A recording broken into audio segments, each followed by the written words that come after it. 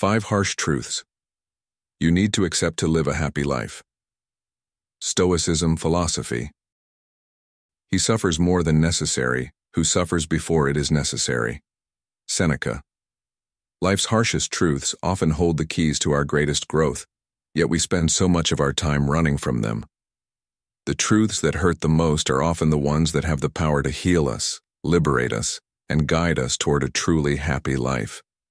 But let's be real. Most people prefer to live in a comfortable lie, avoiding the sting of reality. And who can blame them? It's easier to embrace a world of half-truths, distractions, and superficial comforts than to confront life's raw, unfiltered lessons. But here you are, watching this video. Maybe you're tired of pretending everything is fine. Maybe there's a nagging sense that something in your life just isn't right. A quiet dissatisfaction you can't quite put your finger on. You go through the motions, work, relationships, distractions, piling layers over that feeling, hoping it will go away. But deep down, you know it won't. And here's the hard truth. The problem isn't the world around you, the people in your life, or your circumstances. It's the way you've been taught to think. You see, happiness isn't about avoiding life's harsh truths. It's about embracing them. It's about having the courage to face what others won't, to tear down the comforting illusions and confront life as it truly is. Because only by doing so can you unlock the clarity and freedom to live authentically and purposefully. Today, on Stoic in Your Life, we're diving into 5 brutal yet liberating truths about life, truths that most people avoid, but that hold the power to transform the way you live, think, and find happiness. These aren't easy truths. They demand courage, resilience, and a willingness to look in the mirror and face reality without flinching. But if you lean into them, they can become the foundation for a life of true meaning and joy. Let's begin. Number 1. You are not that important. He who is not content with what he has would not be content with what he would like to have. Socrates. The first truth, and perhaps the hardest pill to swallow, is that you are not that important. This isn't meant to diminish your value as a person or imply that your existence lacks meaning, but rather to liberate you from the crushing weight of misplaced expectations. From an early age, we are bombarded with messages about our uniqueness, our destined greatness, and the spotlight we are supposed to occupy in the world. Society whispers, sometimes shouts, that we are the main characters in an epic story where everyone else plays a supporting role. But the reality is far more humbling. Most people are too preoccupied with their own lives to give your every move, mistake, or triumph much thought. The coworker you're convinced is critiquing your every action, they're too busy worrying about their own performance. The stranger you stumbled in front of last week, they likely forgot about you the moment they turned the corner. This isn't a statement on your worth. It's an invitation to stop living under the illusion of constant scrutiny. In fact, the freedom that comes from realizing you are not the center of everyone's universe is profound. Marcus Aurelius, in his Meditations, reminds us, you have power over your mind, not outside events. Realize this and you will find strength. You no longer need to obsess over what others might think about your choices, mistakes, or imperfections. The world, for all its beauty and complexity, is indifferent to your struggles, and that's a good thing. It means you have the space to fail, to try again, and to be unapologetically yourself, without the burden of imagined judgment weighing you down. Think of the energy we waste. Endless hours spent replaying awkward moments, strategizing how to make the best impression, or seeking validation from people who are just as caught up in their own self-absorbed worlds. Imagine redirecting that energy toward building a life that truly matters to you, rather than one tailored to appease others. Instead of striving to impress or dominate the narrative of your life, focus on living authentically. When you let go of the need to appear important in the eyes of others, you create room for relationships that are meaningful and pursuits that align with your core values. This shift isn't about apathy, but about purposeful living. When you stop worrying about being noticed, You become free to notice the beauty around you, the small joys, the unassuming successes, and the people who truly value you for who you are. By stepping back, you paradoxically position yourself for a life of deeper connection and significance. This is not to say you should downplay your achievements or live passively, but rather to find your worth in the quality of your life, not in the quantity of attention you receive. You are important where it truly matters, in the lives of those you love, in the work that fulfills you, and in the legacy you quietly build through your actions and integrity. Your significance isn't tied to the number of people who acknowledge your worth, but to the depth of your contribution to the small, meaningful corners of the world you touch. In today's world, dominated by social media and a constant urge to curate a life for others to admire, this truth becomes even more essential. It's easy to fall into the trap of measuring yourself by likes, comments, or how interesting your life appears. But Seneca reminds us, it is not the man who has too little, but the man who craves more, that is poor. Freeing yourself from this craving for external validation is the key to inner peace.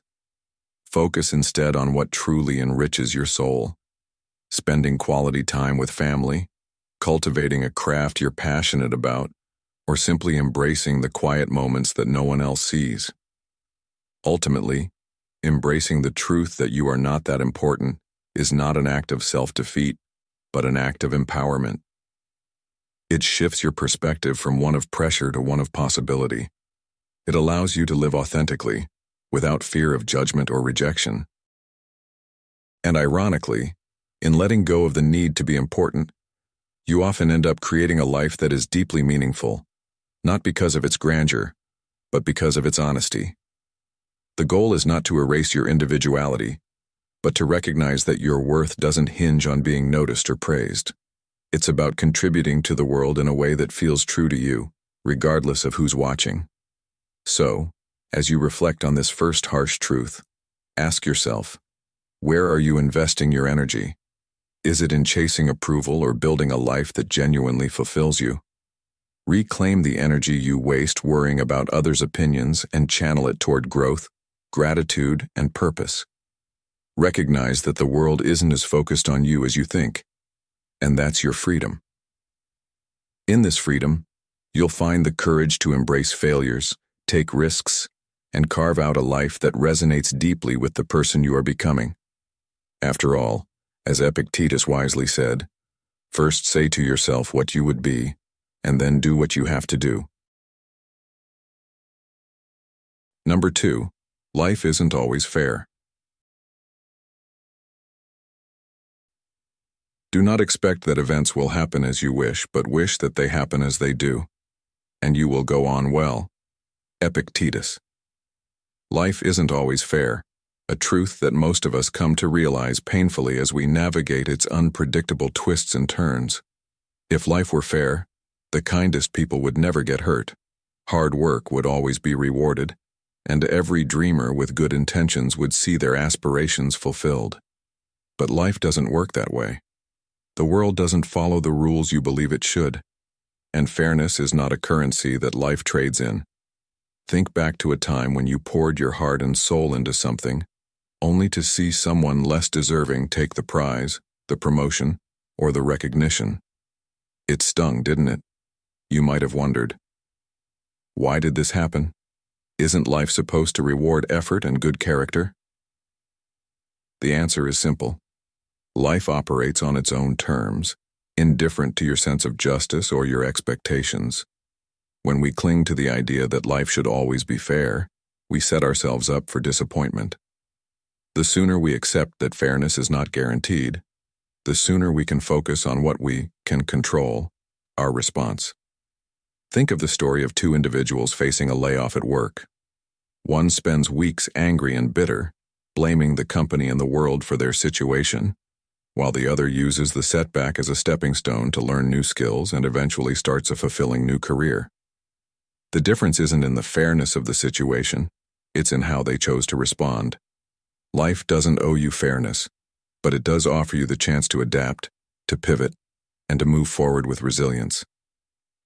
It's a game where the rules aren't always clear, and the deck isn't always stacked in your favor, but you still have the power to make your next move.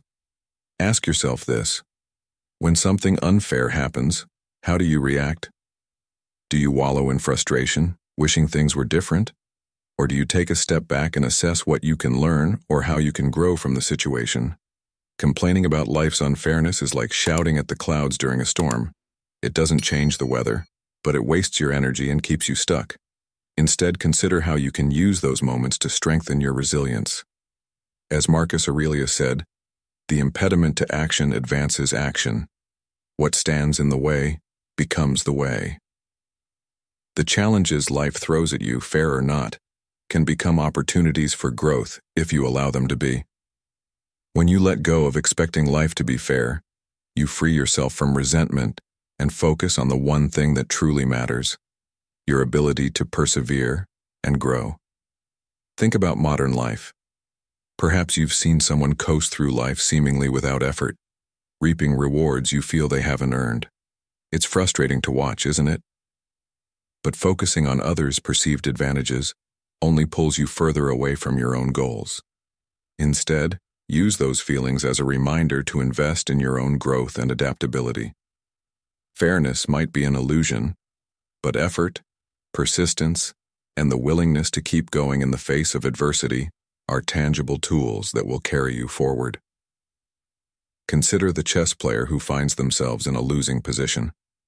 They don't throw their hands up in frustration, lamenting the unfairness of the game. Instead, they focus on their next move, however small or seemingly insignificant, because they know that progress comes not from ideal circumstances, but from strategy, effort, and determination. One powerful way to handle life's unfairness is to shift your mindset from entitlement to adaptability. When we expect life to treat us fairly, we often feel betrayed when it doesn't. But when we approach life with the understanding that it's inherently unpredictable, we learn to roll with the punches. Picture yourself in a long race where the terrain suddenly shifts from smooth pavement to rocky hills. You can stop and curse the path for being unfair, or you can adjust your pace, steady your footing, and continue the climb. The choice is yours. And here's a truth worth holding on to. While life may not always reward you immediately for your efforts, the skills and resilience you build in unfair moments are rewards in themselves. They prepare you for future challenges and often lead you to opportunities you never would have encountered otherwise. Take a moment to think about the lessons life has already taught you through its unfairness. Did missing out on that job push you to a better opportunity?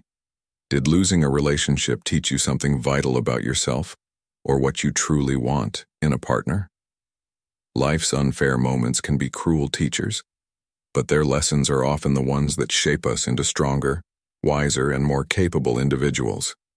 Instead of asking, "Why me?" ask, "What now?" This simple shift in perspective can transform a moment of despair into a turning point. As Seneca said, "Difficulties strengthen the mind as labor does the body." Fair or not, every challenge you face is an invitation to grow stronger, to rise above, and to keep moving forward. The harsh truth that life isn't fair is actually a gift if you choose to see it that way. It reminds you to focus on what you can control, your thoughts, your actions, and your responses, rather than wasting time and energy on what you can't.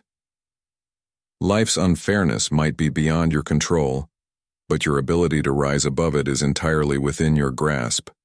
So the next time life deals you an unfair hand, remember that fairness isn't promised, but resilience is learned. Use those moments to sharpen your perspective, build your strength, and create a life that reflects not what you've been given, but what you've chosen to make of it. In the end, life's unfairness is not what defines you. Your response to it is. And that's where your true power lies. Number 3. Accept that not everyone will like you. Be tolerant with others and strict with yourself. Marcus Aurelius. Let's talk about something that stings, but every one of us has to face eventually. Not everyone is going to like you, and that's perfectly fine. We live in a world that values likability and approval so highly that we often twist ourselves into knots trying to be everything to everyone. Think about how often you've gone out of your way to please someone, to gain their approval, only to be met with indifference or rejection. It feels unfair, doesn't it? But here's the truth. Compatibility isn't universal. It's selective, nuanced, and sometimes downright inexplicable. No matter how kind, generous, or genuine you are, there will always be people who don't connect with you. And that's not necessarily a reflection of your worth or their character. Instead of asking, "What's wrong with me?" ask yourself this: why do I feel the need to win over everyone in the first place? The desire to be liked is deeply ingrained in us, perhaps because it's tied to survival instincts from when we needed to belong to a group for protection. But in today's world, seeking universal approval isn't just impossible, it's exhausting. Trying to make everyone like you often means you sacrifice authenticity, becoming a watered-down version of yourself to fit into someone else's mold.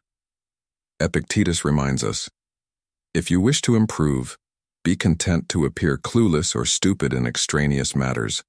Don't wish to seem knowledgeable. In other words, trying to be all things to all people will make you lose sight of who you really are. Do you find yourself tailoring your personality, opinions, or even your dreams to make others accept you? If so, what parts of yourself are you losing in the process? Think about it. How many people do you genuinely like without conditions? Probably not as many as you think, and that's normal. People's likes and dislikes are shaped by their own unique mix of experiences, values, and biases, which you can't control. The same applies to how others see you. Someone might not like you because you remind them of someone from their past, or because your values don't align with theirs, and that's okay. Their opinion doesn't diminish your worth. The key is to stop chasing approval and start focusing on authenticity. When you stop striving to be liked by everyone, you can devote that energy to building deeper, more meaningful relationships with the people who truly matter, the ones who value and accept you for who you are, flaws and all. This truth is liberating if you let it be. By accepting that not everyone will like you, you free yourself from the endless loop of people-pleasing and self-doubt. You stop putting your happiness in the hands of others and reclaim it as your own responsibility. Let me ask you this: whose opinion matters most to you? Is it the stranger who scrolls past your social media post? Is it the colleague whose approval you've been chasing for years? Or is it your own? When you let go of the need to be liked by everyone, you begin to prioritize the opinions of the people who truly have your best interests at heart: your close friends, your family, and yourself.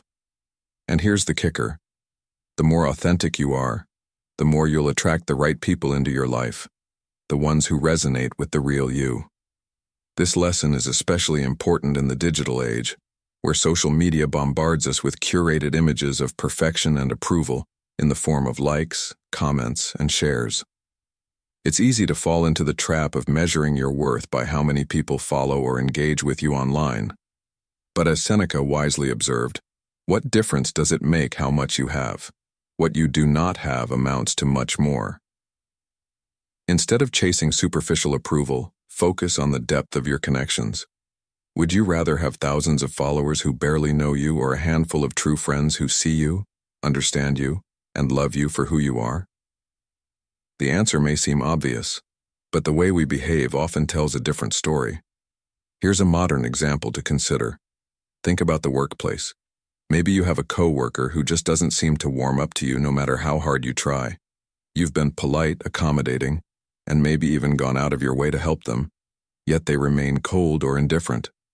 Instead of stressing over what you might have done wrong, remind yourself that their opinion is not something you can control.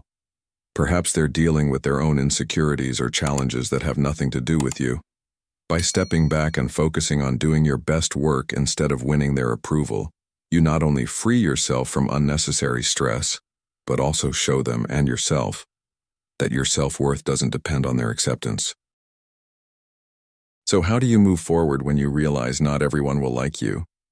Start by embracing this truth as an opportunity to focus on the relationships and pursuits that truly bring you joy and fulfillment. Ask yourself, what kind of person do I want to be? And am I living in alignment with those values? When you center your actions on your core beliefs rather than external validation, you'll find that the right people naturally gravitate toward you. Relationships built on authenticity are more valuable than 1,000 superficial acquaintances, and the energy you save from not trying to win over everyone can be poured into the things that truly matter. Accepting that not everyone will like you is one of the most freeing realizations you can have. It allows you to stop wasting time on people who don't see your worth and to invest in those who do. Remember that you are enough as you are, and the people who truly matter will see that. As Marcus Aurelius so beautifully put it, waste no more time arguing about what a good man should be. Be one. Your job is not to be liked by everyone. It's to live a life that you can be proud of, a life that aligns with your values and brings you peace. So the next time you feel the sting of someone's disapproval, ask yourself, is their opinion more important than my own sense of self? Chances are, the answer is no. Focus on being the best version of yourself and let the rest fall into place. That's how you find peace, fulfillment, and happiness, not by being liked by everyone, but by being true to yourself. Number 4. Change is inevitable. Everything changes. Nothing perishes. Ovid. Change doesn't knock gently or ask for permission. It crashes into your life, rearranging everything you thought was stable and secure. And yet, so many of us resist it, clinging desperately to what's familiar, even when it no longer serves us. Why do we fight change so fiercely? Perhaps it's fear. Fear of the unknown, fear of failure, fear of leaving behind the comfort of what we've grown used to. But resisting change is like trying to hold back the tide with your bare hands. Exhausting, futile, and ultimately self-defeating. The truth is, change is the only constant in life, and learning to accept, adapt to, and even embrace it is one of the most important skills you can develop. Think about your own life for a moment. How many times has change shaped you into who you are today? Maybe it was a career shift you didn't see coming, a relationship that ended unexpectedly, or a health scare that forced you to reevaluate your priorities. At the time, it might have felt like the world was falling apart, but in hindsight, those moments likely pushed you to grow, to evolve, to become stronger. Seneca once said, "Every new beginning comes from some other beginning's end." This perspective reminds us that change, no matter how difficult, always brings with it the seeds of a new chapter. The question is, will you fight it or will you learn from it? In modern life, change is happening faster than ever.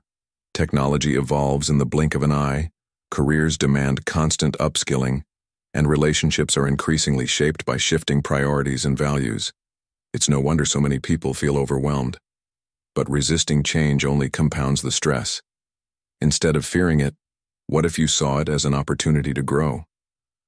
Look at someone like Jeff Bezos, who started Amazon as an online bookstore before transforming it into one of the most powerful companies in the world. His success wasn't built on clinging to a single idea, but on adapting to change and leaning into the possibilities it presented. What can you take from this? Are you holding on to an outdated version of yourself, your career, or your relationships because the idea of change feels too daunting? Let me ask you this. When change arrives uninvited, how do you respond? Do you dig in your heels trying to preserve what's already slipping through your fingers? Or do you take a deep breath, assess the situation, and figure out how to move forward? Marcus Aurelius, one of the greatest Stoic philosophers, wrote, "Loss is nothing else but change, and change is nature's delight." This simple but profound statement invites us to view change not as a loss, but as a transformation, an integral part of the natural order. Just as seasons change and rivers carve new paths, so too must we evolve to thrive in an ever-shifting world. Think of a butterfly emerging from its cocoon. The transformation is not just necessary, it's life-giving. Without the struggle of change, the butterfly would never gain the strength to fly. The same applies to you. The discomfort of change, as painful as it might feel in the moment, is often the very thing that prepares you for the next stage of your life. Embracing this truth requires courage, yes, but it also brings freedom. Once you stop resisting the inevitable, you can start focusing on how to adapt, grow, and make the most of the opportunities that change presents. So how do you navigate the stormy seas of change? Start by letting go of the illusion of control. So much of our resistance to change comes from a false belief that we can control the outcomes of life. But as Epictetus wisely said, it's not what happens to you, but how you react to it, that matters. You may not be able to control the fact that your job is being downsized, that a relationship has ended, or that your body is aging, but you can control how you respond to those changes. Will you let them break you, or will you let them build you? The choice, as always, is yours. Let's bring this into the context of everyday life. Suppose you've been working in a stable job for years, and suddenly the company announces layoffs. You didn't see it coming, and now you're faced with the daunting prospect of starting over. It's easy to panic, to feel like the ground has been ripped out from under you. But what if this change is an opportunity in disguise? Maybe it's the push you need to pursue a career you're passionate about, or to learn a new skill that opens doors you never considered before. By resisting the urge to view change as purely negative, you can start to see it as a catalyst for growth. At its core, accepting that change is inevitable means learning to let go of expectations, of old versions of yourself, and of the idea that life is supposed to stay neatly within your comfort zone. It's about understanding that life's greatest transformations often come from its most challenging moments. As you navigate the changes in your own life, ask yourself, what is this moment teaching me? How can I use this experience to become stronger, wiser, or more compassionate? These questions shift your focus from what you've lost to what you stand to gain, empowering you to face the future with resilience and purpose. Change isn't something to fear. It's something to embrace. Every change, no matter how unwelcome, carries with it the potential for renewal. It reminds us that we are not static beings but ever-evolving, capable of adapting to whatever life throws our way. So the next time you're faced with an unexpected shift, remember the words of Heraclitus. The only constant in life is change.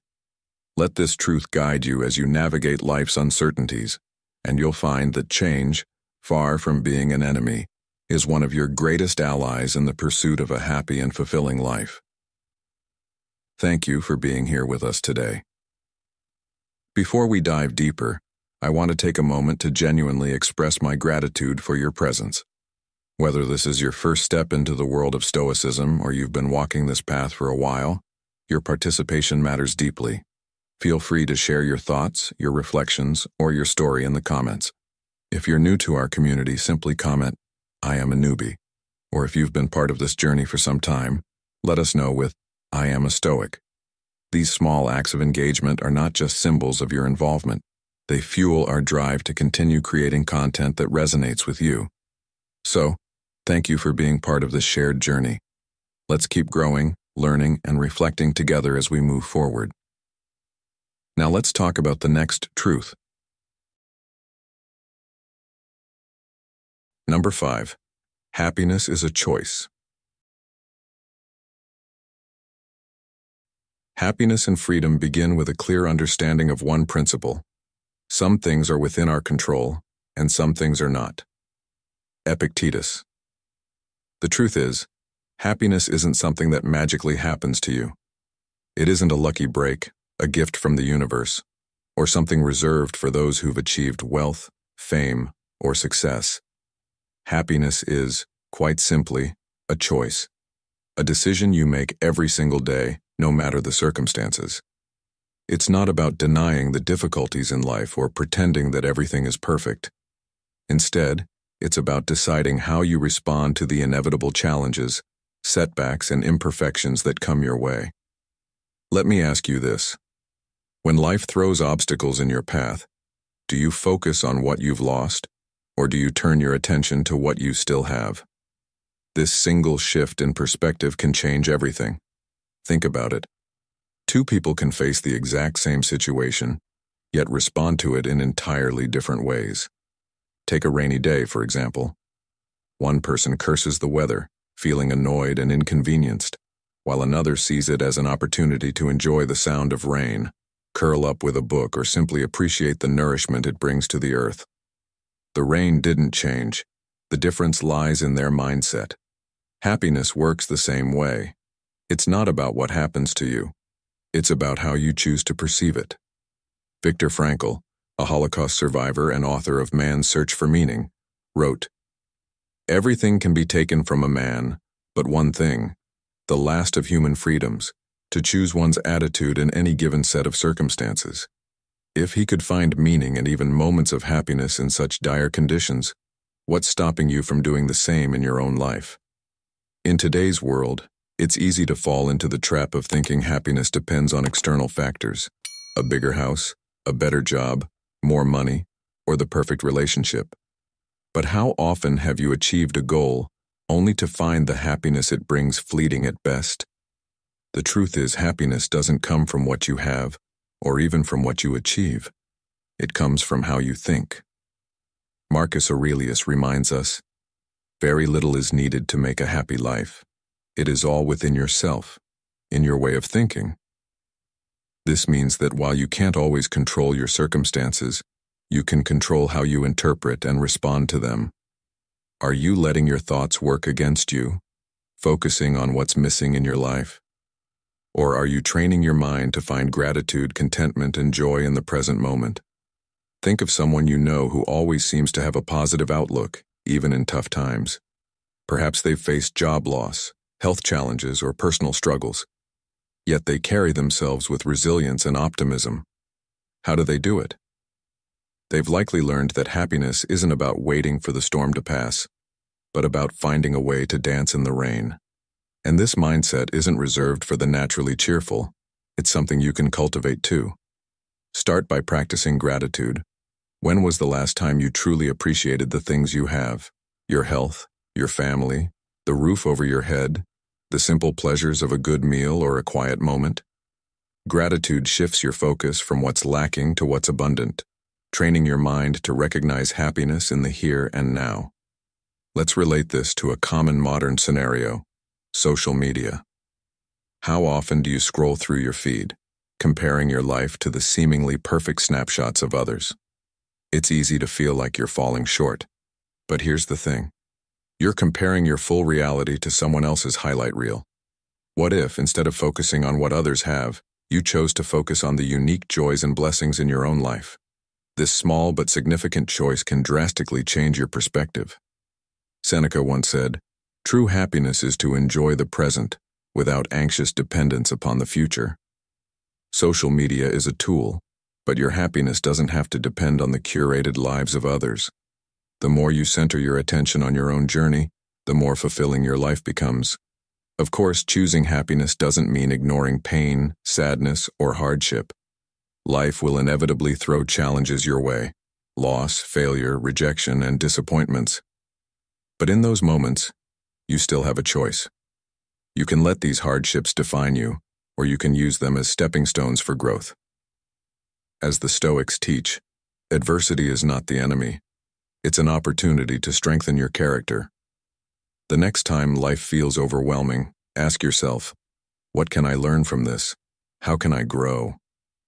Happiness isn't about pretending everything is okay. It's about finding meaning and purpose even in difficult times. Choosing happiness is also about taking responsibility for your own well-being. It's easy to fall into the trap of blaming others or external circumstances for your unhappiness: a demanding boss, a frustrating partner, a difficult financial situation. But blaming gives away your power. When you take ownership of your happiness, you reclaim control over your life. As Epictetus reminds us, it is not events that disturb people, it is their judgments concerning them. Are you holding on to judgments, grudges, or unrealistic expectations that are stealing your joy? If so, what would it look like to let them go? Happiness is less about the big things and more about the small, intentional choices you make every day. It's about the way you greet the morning, the effort you put into your relationships, the mindset you bring to your work, and the care you take for your body and soul. It's about choosing to see challenges as opportunities, setbacks as lessons, and each day as a chance to start fresh. So, the next time you catch yourself waiting for happiness to arrive, stop and ask, what can I do right now to bring a little more joy into my life? Whether it's a kind word, a moment of gratitude, or simply taking a deep breath and appreciating where you are, happiness is always within reach. It's up to you to choose it. As the Stoics remind us, life is short, unpredictable, and often beyond our control. But your happiness?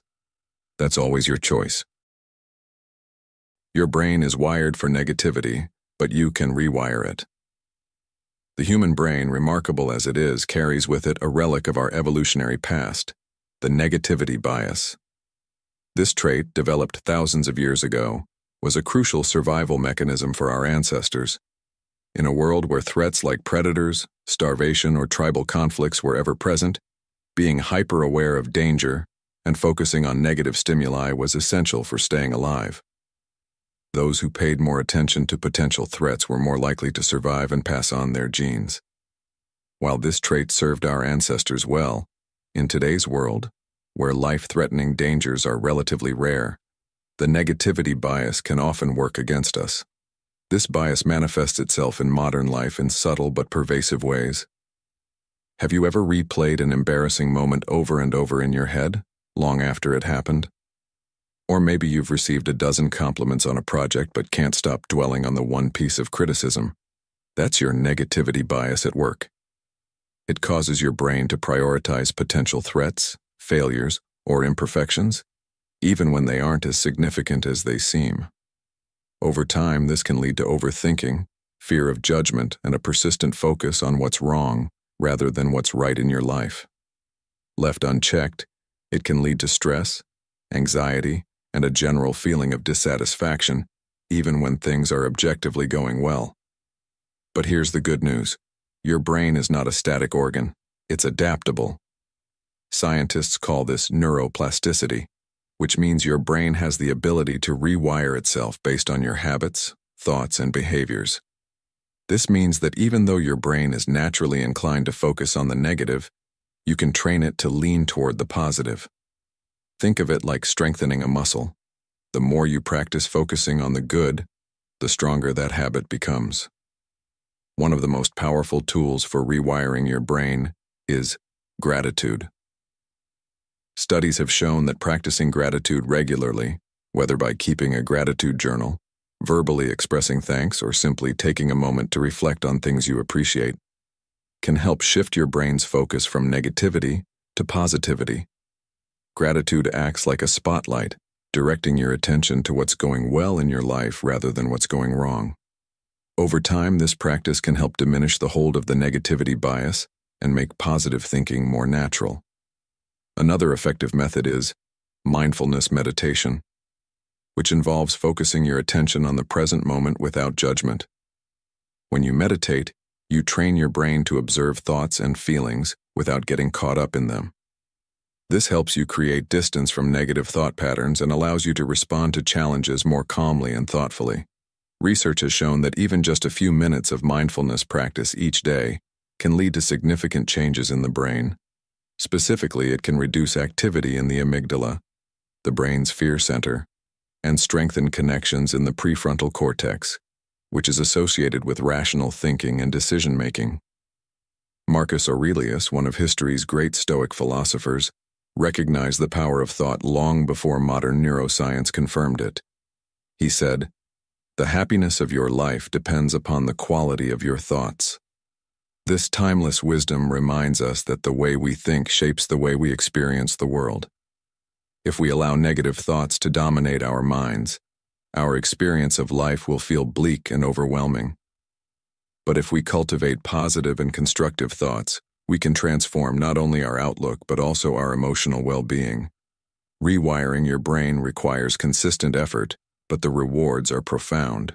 Start by incorporating small, daily habits that reinforce positivity. For instance, at the end of each day, write down 3 things you're grateful for. They don't have to be monumental. Simple joys like a good meal, a kind gesture, or a moment of laughter can have just as much impact. Over time, you'll find that your brain starts to look for the good in every situation, almost automatically. It's also helpful to become more aware of your inner dialogue. When you catch yourself focusing on negative thoughts, gently challenge them. Ask yourself, is this thought true? Is it helpful? Is there a more constructive way to look at this situation? By questioning your negative thoughts, you weaken their power and open the door to more balanced and positive thinking. In today's fast-paced and often stressful world, the negativity bias can feel like an unavoidable part of life. News outlets, social media, and even casual conversations often focus on what's wrong rather than what's right. But you have the power to counteract this bias by consciously choosing where to direct your attention. As the Stoics teach us, happiness isn't about changing external circumstances. It's about mastering your inner world. By training your brain to focus on gratitude, mindfulness, and constructive thoughts, you can not only overcome the negativity bias, but also cultivate a deeper, more enduring sense of contentment. The truth is, life will always present challenges, and your brain will naturally want to zero in on them. But with practice, you can teach yourself to see the whole picture. The struggles, yes, but also the beauty, growth, and opportunities that exist alongside them. The next time you find yourself fixated on a negative thought, remember this. Just as your brain has been wired for survival, it can also be rewired for joy. The choice, as always, is yours. Most people think about themselves, not you. Let's talk about a liberating truth. Most people are far too consumed with their own lives to think about you as much as you believe they do. A Harvard study revealed that people spend nearly 47% of their waking hours thinking about themselves or their personal issues. In other words, almost half of the time, their thoughts are inward-focused, worrying about their own challenges, replaying their own mistakes, or planning their next steps. What does this mean for you? That embarrassing moment you keep replaying in your head, the awkward comment you made at work, the time you stumbled over your words in a presentation, or even the way you felt self-conscious about your outfit. Most people didn't even notice it, or if they did, they forgot about it almost immediately. Understanding this is one of the most freeing realizations you can have. We live in a world where the fear of judgment often feels paralyzing. Social media amplifies this fear, making us feel like we're constantly under a magnifying glass. We assume everyone is watching, critiquing, and forming opinions about every little detail of our lives. But the truth is, they're not. They're too busy worrying about their own lives to give your awkward moment more than a passing thought. Think about the last time someone else did something embarrassing in front of you. How long did you dwell on it?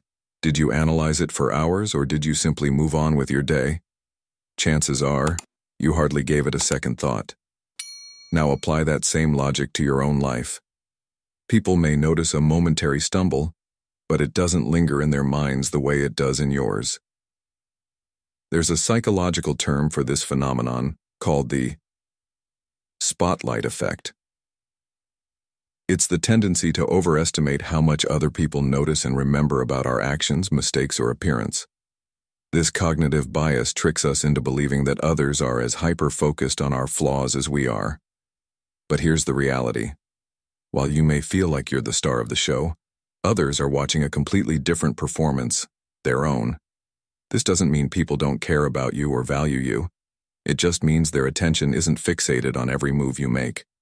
Knowing this should help alleviate the pressure to appear perfect, to always say the right thing, or to look flawless. Here's a relatable example. Let's say you trip in public.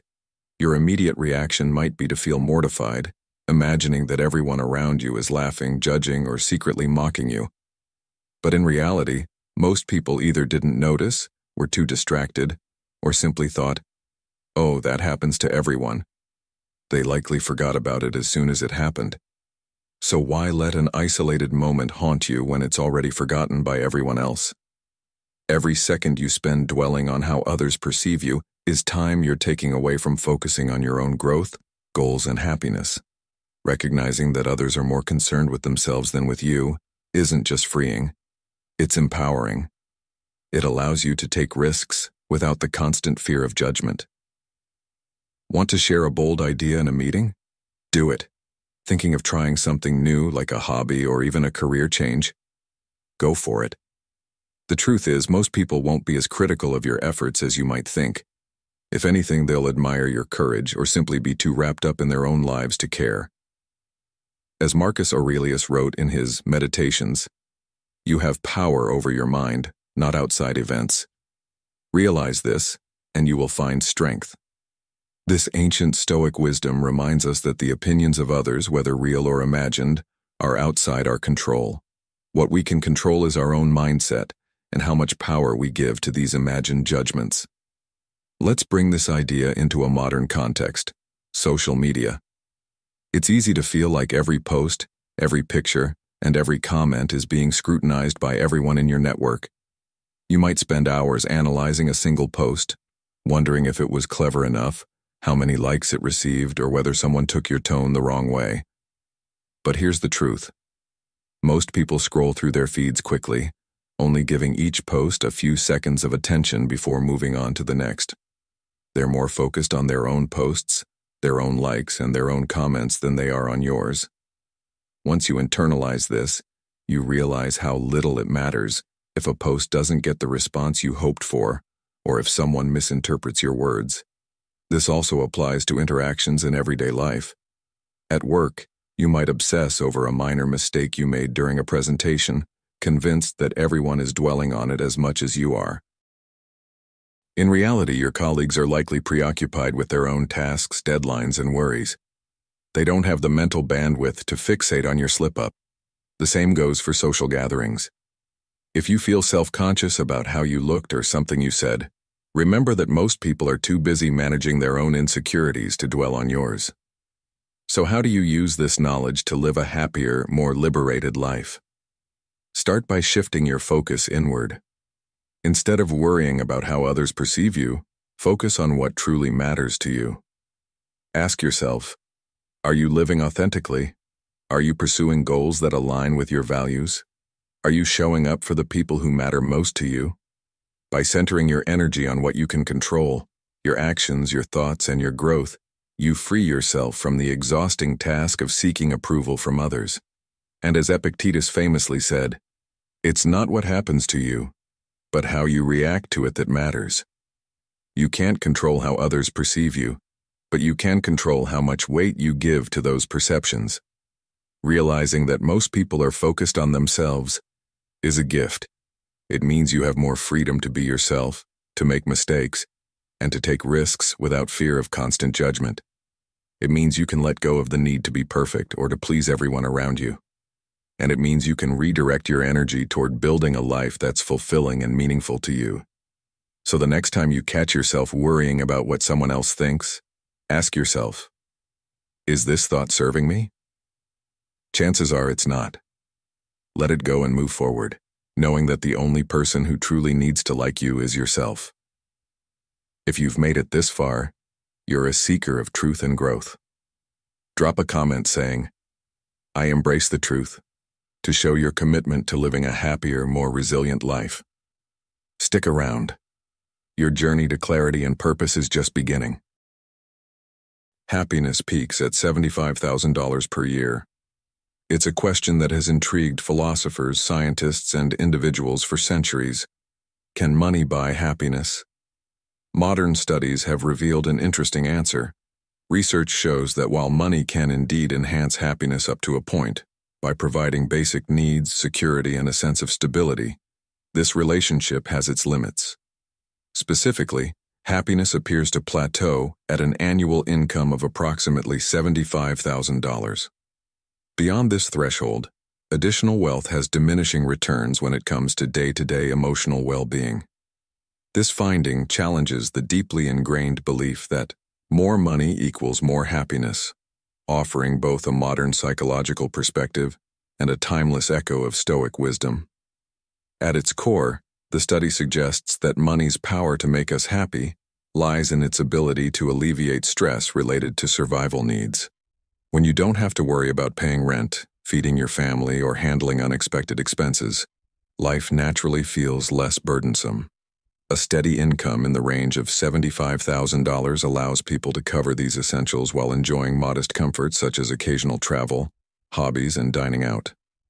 However, once these needs are met, the extra zeros in your bank account don't bring a proportional increase in happiness. Why? Because true contentment isn't rooted in external possessions or wealth.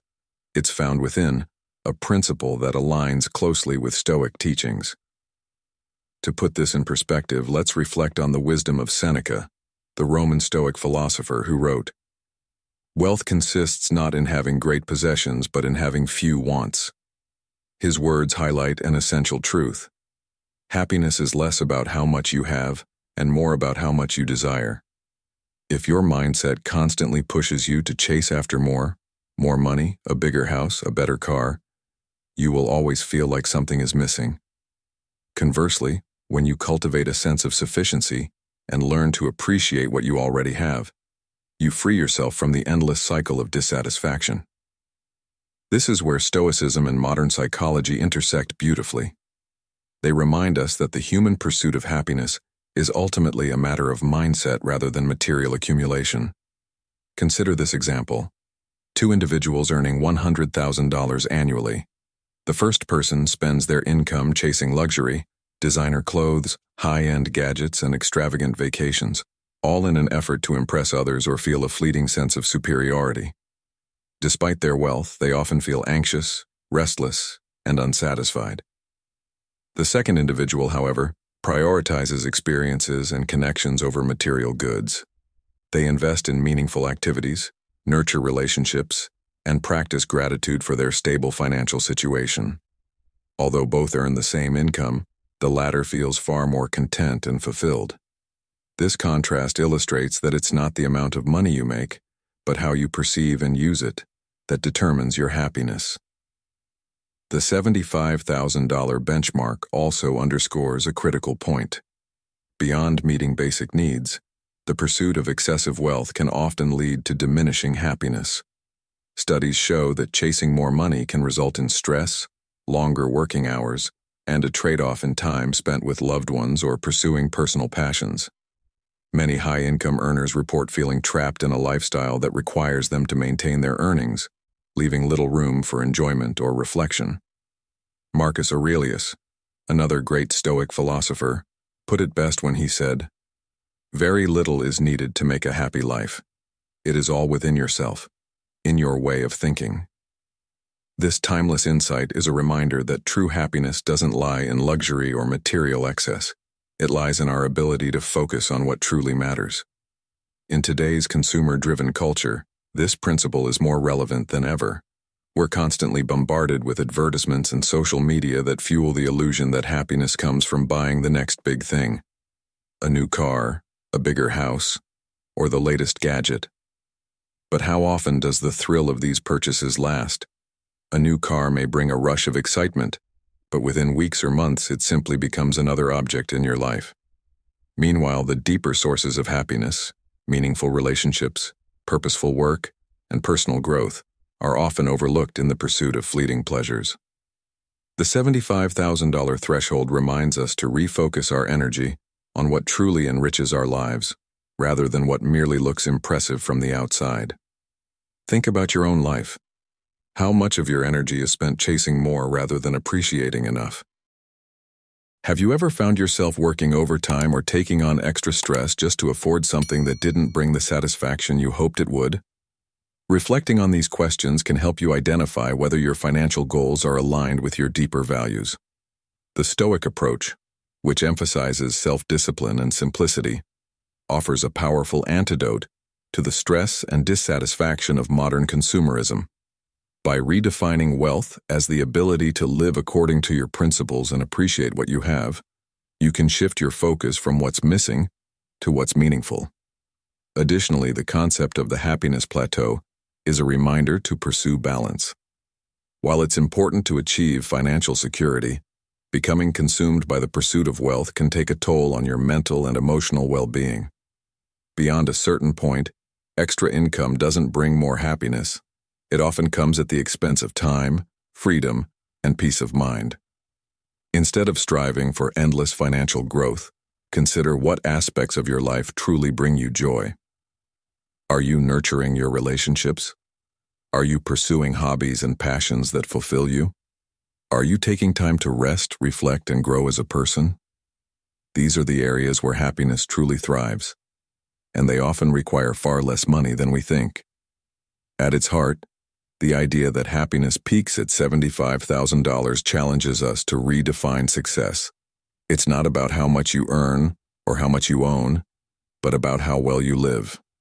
Are you living with intention, aligning your actions with your values, and focusing on what truly matters? As you reflect on this truth, take a moment to consider what changes you can make in your own life to prioritize contentment over consumption. Can you simplify your lifestyle, focus on gratitude, or invest more time in relationships and personal growth? As the Stoics remind us, happiness is not something we find in the external world. It's a state we cultivate within ourselves by choosing to focus on what brings us lasting joy rather than fleeting pleasures. While money can improve your life up to a certain point, it's clear that wealth alone cannot buy happiness. The $75,000 benchmark serves as a useful reminder that beyond meeting our basic needs, the key to happiness lies in our mindset, our values, and our ability to find contentment in what we already have. Seneca's wisdom rings as true today as it did centuries ago. It is not the man who has too little, but the man who craves more, who is poor. By embracing this perspective, we can free ourselves from the endless pursuit of more and instead focus on living a life of purpose, gratitude, and genuine happiness. Change creates physical growth in your brain. Change is not just something we endure, it's something that actively shapes us, both mentally and physically. When you face new challenges, step outside your comfort zone, or embrace change in your life, your brain undergoes a remarkable process of adaptation called neuroplasticity. Neuroplasticity refers to your brain's ability to reorganize itself by forming new neural connections in response to learning, experience, and environmental changes. In simple terms, your brain is not a static organ. It's a dynamic system that evolves and strengthens when you expose it to new situations. This isn't just a metaphorical transformation, it's a literal rewiring of your mind, proving that discomfort and change are catalysts for growth, both mentally and biologically. Think of it this way.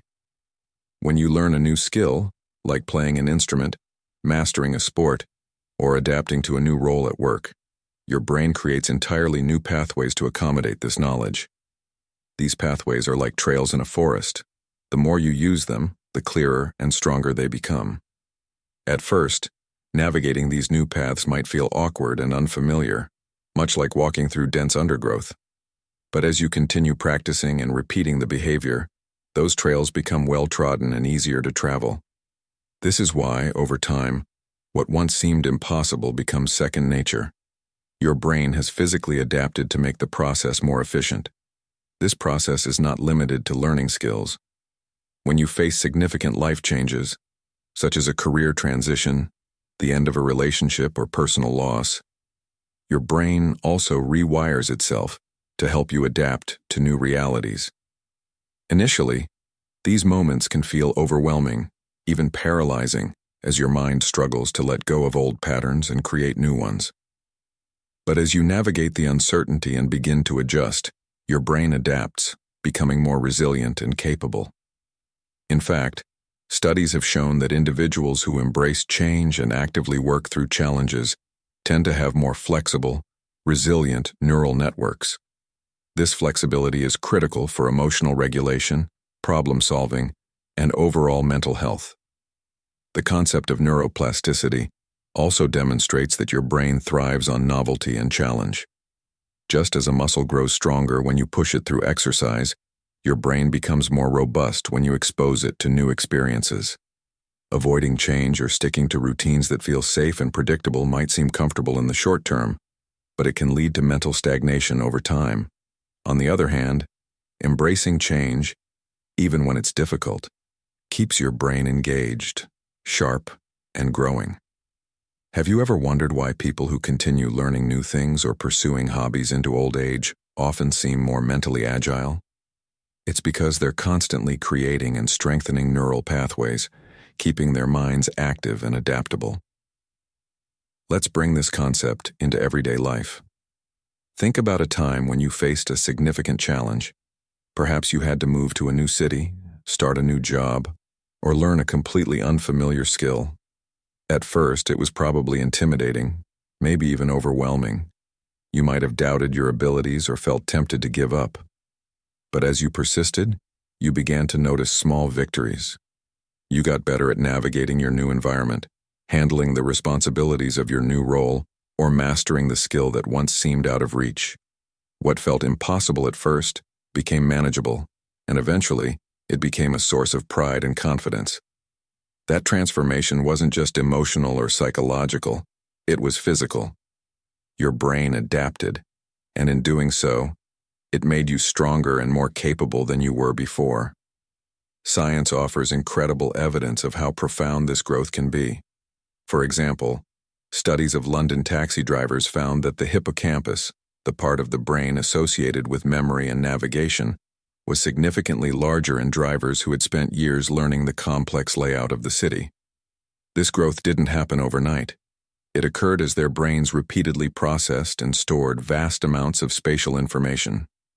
Similarly, research shows that individuals who learn new languages or musical instruments experience increased gray matter in the areas of the brain associated with those skills.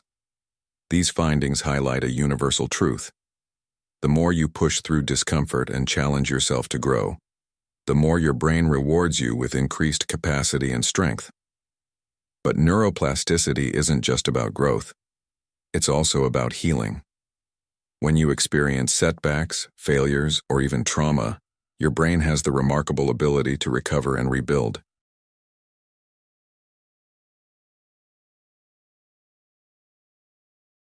As we come to the end of this journey, let's take a moment to reflect on the truths we've explored together.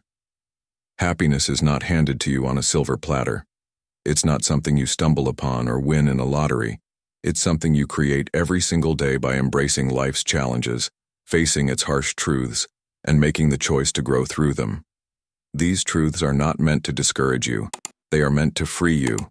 They strip away the illusions that keep you stuck and provide the foundation for a life built on clarity, purpose, and resilience. Yes, they can be uncomfortable, even painful. But isn't that where real growth happens? Think about the most defining moments in your life. Weren't they often born from adversity or change? This is your chance to use these truths as tools to shape the life you truly want to live. Now, here's the challenge I leave you with. What will you do with this knowledge? Will you let these truths sit in the back of your mind, or will you take action? Start small. Pick one of the truths that resonated with you the most.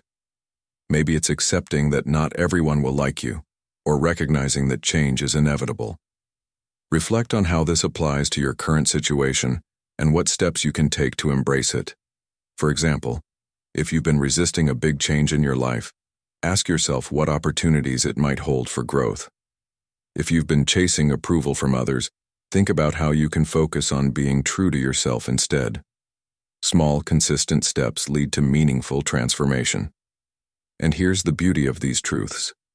They are timeless. They've guided philosophers, leaders, and everyday people for centuries. Marcus Aurelius, Seneca, and Epictetus didn't write about these ideas for abstract contemplation.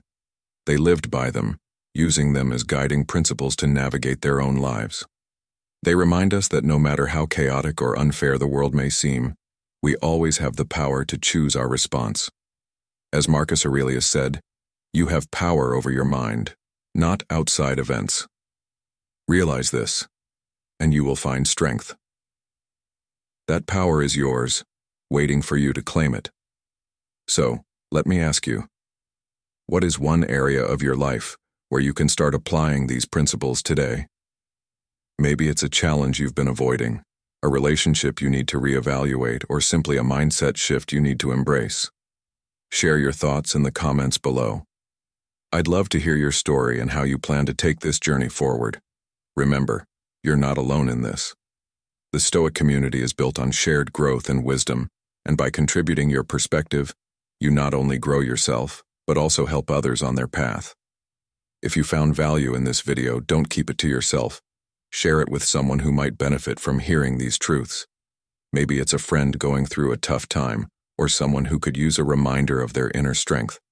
And don't forget to like this video, subscribe to Stoic in Your Life, and hit the notification bell so you never miss another moment of insight and reflection. Together, we're building a community that doesn't just talk about philosophy but lives it, applying these principles to create lives filled with purpose, clarity, and joy. Remember, these truths are not just ideas, they're tools. Tools to help you cut through the noise of modern life, to face adversity with courage, and to build a life that reflects your values and your potential. Happiness is not a destination, it's a daily practice. It's in the choices you make, the perspective you cultivate, and the actions you take. So, start today.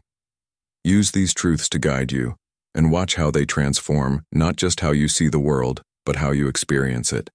Thank you for spending this time with me, and for being part of the Stoic in Your Life community. As we continue on this journey together, let's commit to living with intention, facing life's challenges with strength, and embracing every moment as an opportunity to grow. Stay strong, stay grounded, and above all, keep moving forward. The choice, as always, is yours, so choose wisely. Until next time, take care and live with purpose.